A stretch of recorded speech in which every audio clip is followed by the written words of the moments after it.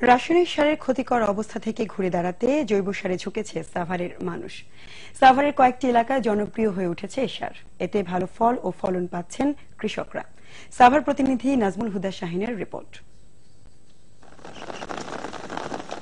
জমির উর্বরতা ও অধিক ফলনের জন্য সাভারের বেশ কয়েকটি এলাকায় এখন জৈব সার খুবই পরিচিত একটি নাম।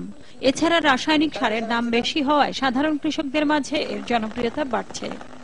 গোবর দিয়া রাসায়নিক জৈব সার তৈরি করিয়া এটা আমরা অনেক ফল উৎপন্ন পেয়েছি। সব ফসল আমরা পালা পাই, এটার তো সারই হয় না।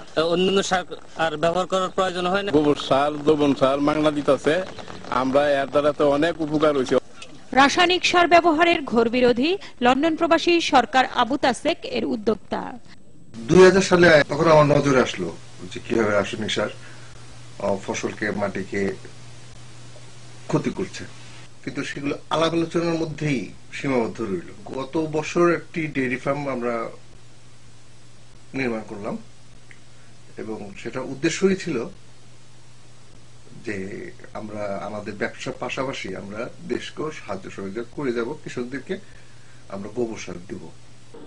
সাভারের হেমায়তপুর, যাদুরচর, তেঁতুলঝোড়া সহ কয়েকটি গ্রামের কৃষকদের নিয়ে জৈব সার তৈরির উদ্দেশ্যে তাসেক গড়ে তুলেছেন ডেইরি ফার্ম।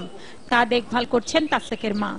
আমাদের মেইন উদ্দেশ্য হলো কৃষকরা গোবরটা ব্যবহার করুক, জৈব সার, রাসায়নিক সারটা ব্যবহার না করুক, কারণ রাসায়নিক সারটা তো অনেক ক্ষতিকর। রাসায়নিক সার ব্যবহারের বিরুদ্ধে দীর্ঘদিন সাভারের প্রত্যন্ত অঞ্চলের কৃষকদের সচেতন করা হচ্ছে।